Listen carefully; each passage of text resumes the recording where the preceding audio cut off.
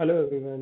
Today is the last class on the numerical series, क्योंकि आपका exam भी आ गया है। और आज का जो टॉपिक है वो मोस्ट इम्पोर्टेंट है, क्योंकि ये 5 नंबर में पूछा जा रहा है, हर बार पूछा जा रहा है। मतलब दो टॉपिक हैं, इनमें से कोई भी आपसे पूछा जा सकता है और कहीं ना कहीं इम्पोर्टेंट टॉपिक्स में कवर है।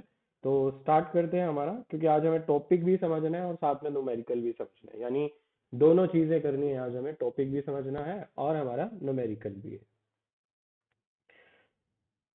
तो पहले टॉपिक समझते हैं। आपका एक टॉपिक है डेरिवेटिव, और डेरिवेटिव में दो टॉपिक आते हैं आपके, एक फ्यूचर आएगा और एक ऑप्शन आएगा। फ्यूचर पे भी क्वेश्चन आ रहा है और ऑप्शन पे भी क्वेश्चन आ रहा है, या तो फ्यूचर पे आएगा या ऑप्शन पे आएगा, और कंफर्म आएगा, कंफर्म आएगा इन दोनों चीजों पे, दोनों में से एक चीज पे क्वेश्चन। और वो क्या आता है वो आपके लक पे डिपेंड है, आपके ऊपर डिपेंड है। तो सबसे पहले समझते हैं फ्यूचर क्या होता है। तो फ्यूचर का मतलब क्या है? एक कॉन्ट्रैक्ट है जो आज नहीं कब होगा परफॉर्म, फ्यूचर में परफॉर्म होगा, लेकिन जिसके लिए कॉन्ट्रैक्ट आज ही किया जा रहा है। जैसे फॉर एग्जांपल एक खेत है, अब उस खेत में क्या उगेगा? गेहूं उगेगी। तो मैंने आज ही कॉन्ट्रैक्ट कर लिया कि 3 महीने बाद जब, या 4 महीने बाद जब भी फसल कटेगी तो तुम वो फसल मुझे बेच दोगे, और मैंने आज ही कॉन्ट्रैक्ट कर लिया प्राइस और बाकी सब चीजों के लिए। तो that is called future contract. आज परफॉर्म नहीं होगा, फ्यूचर में परफॉर्म होगा। प्राइस कब तय किया है? आज ही प्राइस तय कर लिया फ्यूचर के लिए, तो इसे बोला गया है फ्यूचर कॉन्ट्रैक्ट। तो यही कह रहे हैं फ्यूचर का मतलब फ्यूचर कॉन्ट्रैक्ट से है, जहां एक एक्सचेंज पे ट्रेड होने वाला कॉन्ट्रैक्ट बनाया जाता है। मतलब ऐसा कॉन्ट्रैक्ट जिसको आप ट्रेड कर सकते हैं। जैसे आप गुड्स खरीदते बेचते हैं, ऐसे ही आप कॉन्ट्रैक्ट भी खरीदे और बेचे जा सकते हैं। किसके ऊपर? एक्सचेंज के ऊपर। तो फ्यूचर कॉन्ट्रैक्ट कैसा है? एक्सचेंज ट्रेडेड कॉन्ट्रैक्ट है टू बाय और sell predetermined quantity of assets, predetermined future date पे, और प्री डिटरमाइंड प्राइस। तो पहले से डिसाइडेड है कितनी क्वांटिटी, कितनी, कौन सी डेट और क्या प्राइस, ये तीनों चीजें तय हैं। लेकिन होगा कब? फ्यूचर डेट पे होगा। कब? फ्यूचर की एक डेट पे होगा, और उस डेट पे हो सकता है, अब मैंने शर्त लगाई कि मान लो 3 दिन के बाद मैच होना है, तो मैंने कहा 3 दिन बाद इंडिया जीतेगी, तो दैट इज कॉल्ड फ्यूचर। तो मैं आज ही एक प्रिडिक्शन कर रहा हूं कि 3 दिन के बाद इंडिया जीतेगी, तो that is called future contract. ठीक है, शर्त लगा ली हमने, जीतेंगे तो 5,000 मिलेंगे, हारेंगे तो हमें देने पड़ेंगे। तो इस तरह के कॉन्ट्रैक्ट क्या है? फ्यूचर है।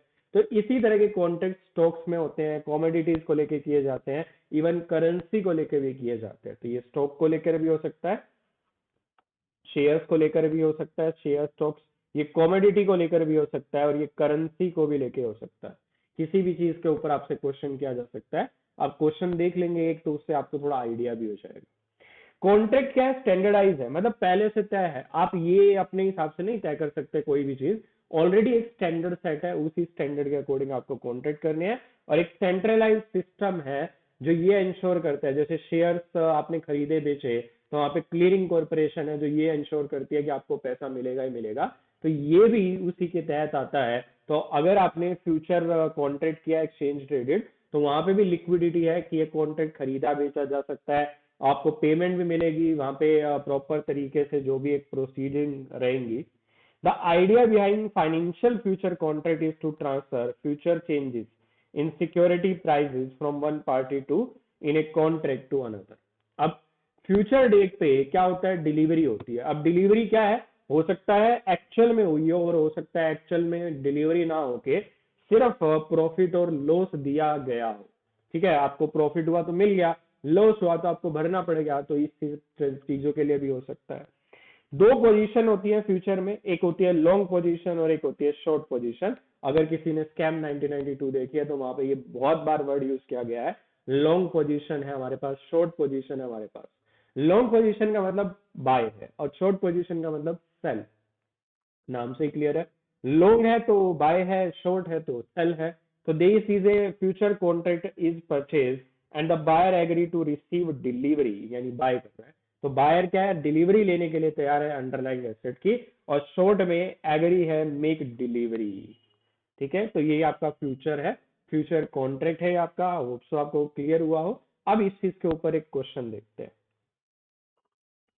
क्या क्वेश्चन दिया गया है? अक्षय ने बाय किए 500 शेयर 210 रुपए के हिसाब से, तो कितने रुपए लग गए? 500 इंटू 210, मल्टीप्लीकेशन आप कर लेंगे।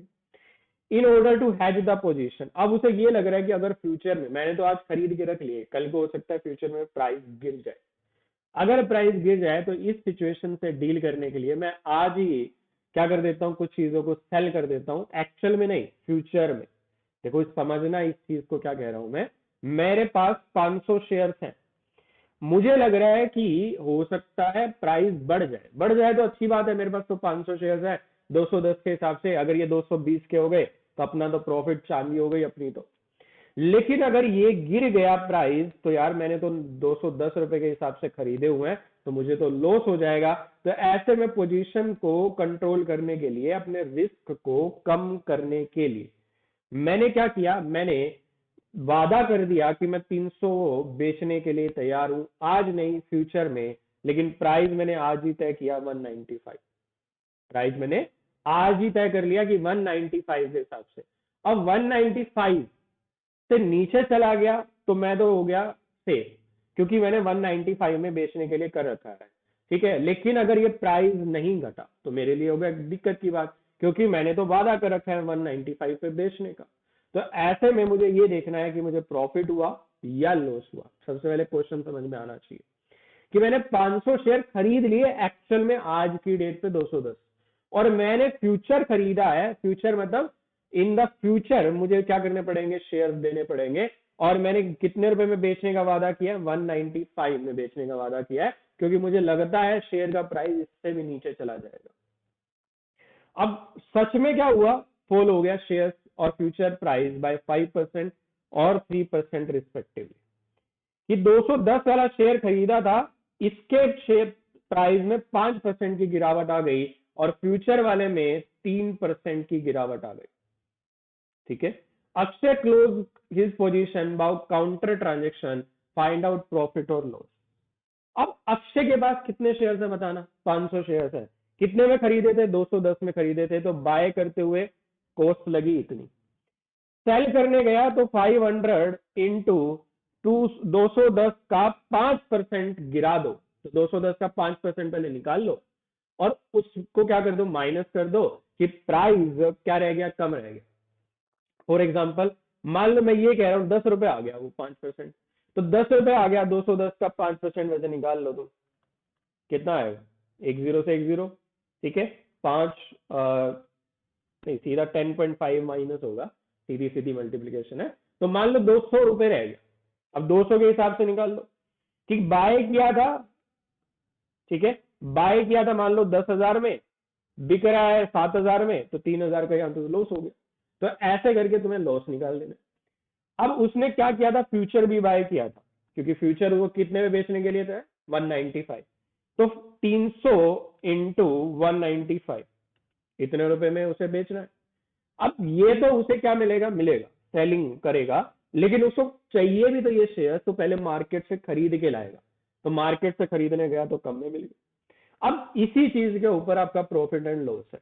देखो profit and loss in case of buying 500 shares of PQR, buying cost 500 share खरीदे किसके हिसाब से, 210 रुपए के हिसाब से, तो कितने रुपए लगे थे, 1,05,000 रुपए।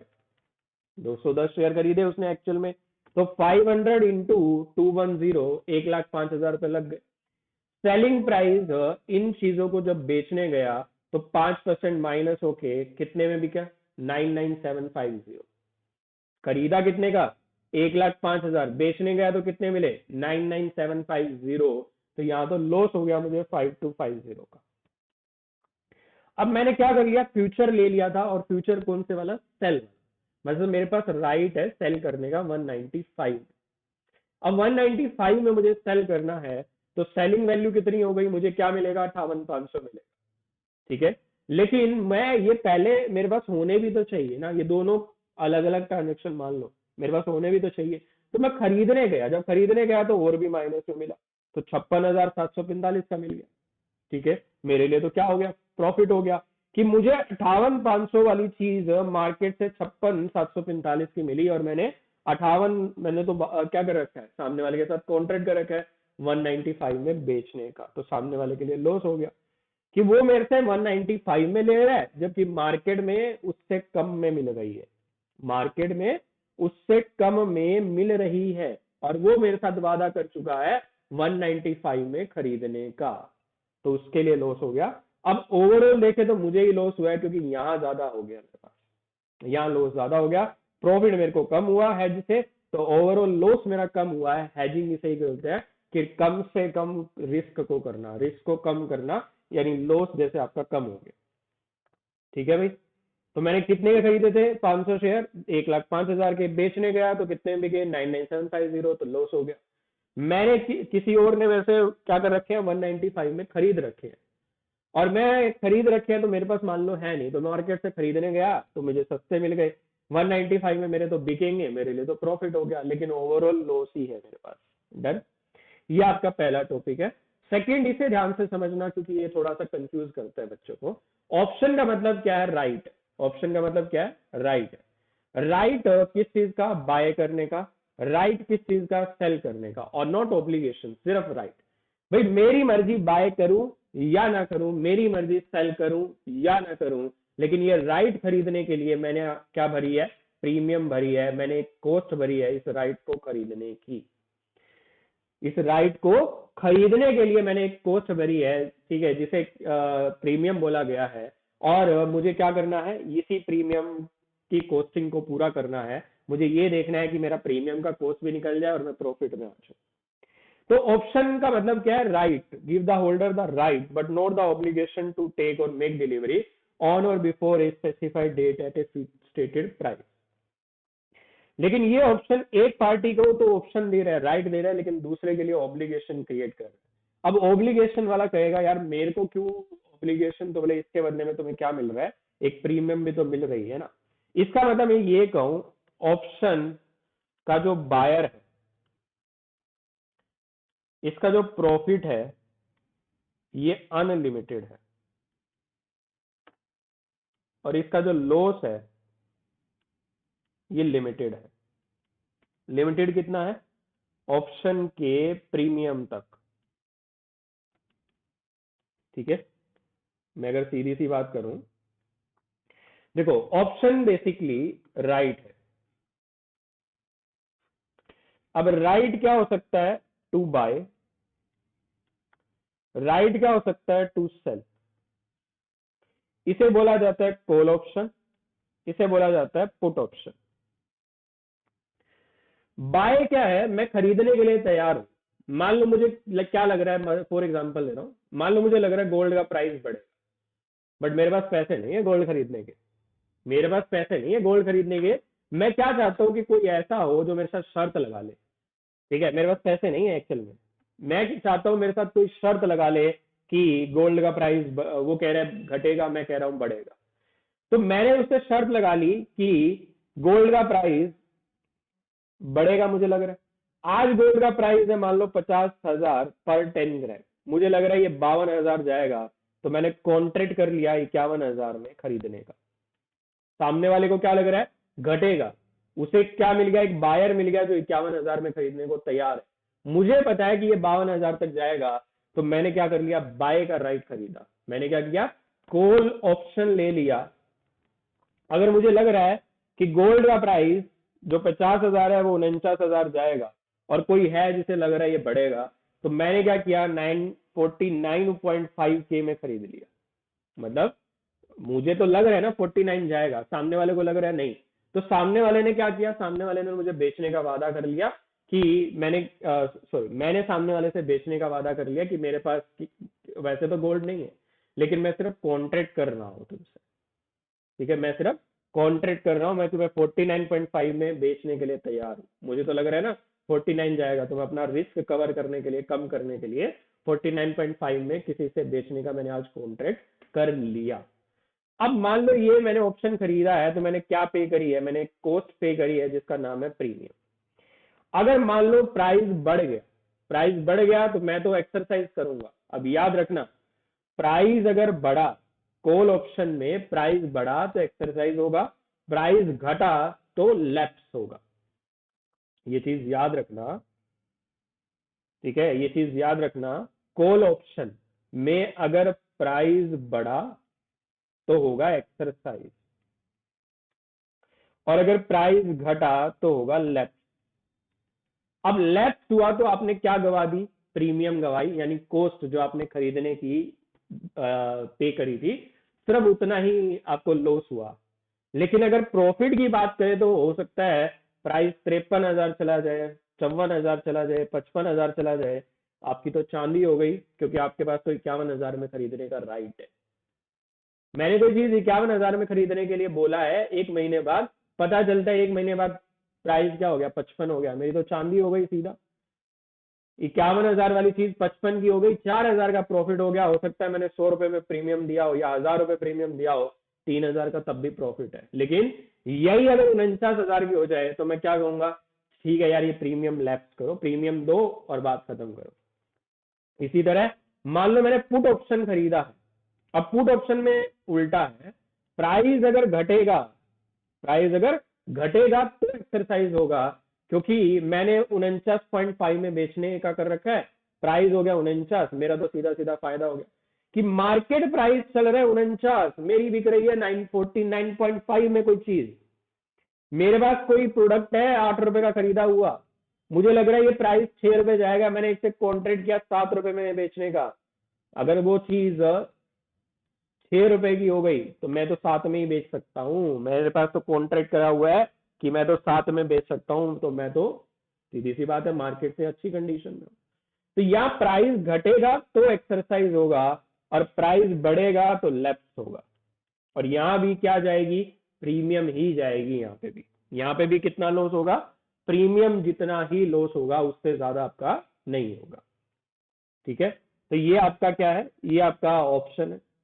अब ऑप्शन को दो पार्ट में डिवाइड किया गया है, कॉल ऑप्शन मैंने समझा दिया, पुट ऑप्शन समझा दिया, जहां बायर के को क्या मिले, बाय करने का right, right to take delivery, यानी बाय करने का राइट, और राइट टू मेक डिलीवरी। ठीक है, मेक है ये, राइट टू मेक डिलीवरी जहां पे आ जाए वहां पुट ऑप्शन है, मतलब आपको क्या करना पड़ेगा, डिलीवरी देनी पड़ेगी। Done, option with the seller, seller मतलब ऑप्शन का सेलर, जिसने ऑप्शन बेचा है उसका। ठीक है, पुट ऑप्शन। अब ये फर्दर दो पार्ट में और डिवाइडेड है, यूरोपियन ऑप्शन और अमेरिकन। बस इतना सा समझना, यूरोपियन ऑप्शन वो ऑप्शन है जो एक्सपायरेशन डेट पे एक्सरसाइज होगा, मतलब उससे पहले नहीं, एक फिक्स डेट है ना तो उसी पे ही एक्सरसाइज होगा। इंडियन स्टॉक मार्केट यही फॉलो करती है। अमेरिकन क्या है, कभी भी एक्सरसाइज हो सकता है on or before the expiration date. हम अमेरिकन वाला फॉलो नहीं करते, यूरोपियन वाला। मतलब हमने कहा है ना 1 महीने बाद, तो 1 महीने बाद ही होगा, उससे पहले एक्सरसाइज नहीं हो सकता। आपके सामने एक न्यूमेरिकल भी है, किसने 3 महीने का एक कॉल ऑप्शन लिया है, किस प्राइस पे, एक्सरसाइज प्राइस ऑफ 530, प्रीमियम कितने रुपए दिया है, 25 रुपए दिया है, लॉट साइज कितना है, 100 शेयर्स का है, करंट मार्केट प्राइस 500 चल रहा है, 3 महीने बाद के प्राइजेस आपको दिए गए। मैंने एक कॉल ऑप्शन खरीदा है 530 रुपीज का, तो मैं क्या चाहूंगा, मेरे पास राइट है बाय करने का 530 में, कि ये 600 चला जाए तो मेरे पास तो 530 में खरीदने का राइट है, 70 रुपए का प्रॉफिट है। तो मैं तो क्या चाहूंगा, प्राइस बढ़े तो मैं एक्सरसाइज करूं, प्राइस बढ़े तो मैं एक्सरसाइज करूं, क्योंकि हमने पता है ना हम कॉल ऑप्शन की बात कर रहे हैं। पुट ऑप्शन 430 का सेल का राइट है, मार्केट में अगर इससे कम होगा तभी तो एक्सरसाइज होगा, कि कोई चीज मार्केट में कितने की बिक रही है, 350 की, मेरे पास राइट है उसे बेचने का, कितने में, 430 रुपए में बेचने का, तभी तो मैं क्या करूंगा, ऑप्शन एक्सरसाइज करूंगा। तो यहां क्या चाहेंगे, कम।